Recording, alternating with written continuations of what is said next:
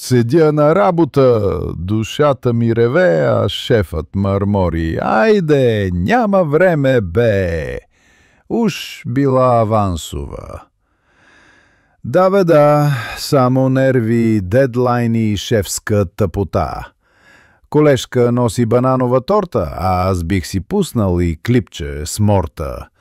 Гледам часовника, не мърда, пич, душата ми крещи: "Айде, уволнение ми стани, лич!"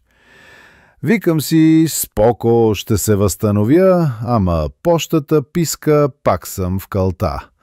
Оправям се трудно, с поглед на крава. Искам да напусна, да го таковам в тая държава. Чакам петък, мечтая за бира, а получавам митинг и Google Excel с интрига. Не ми се бачка неща и да крия, ако някой пита, съм болен от работна алергия.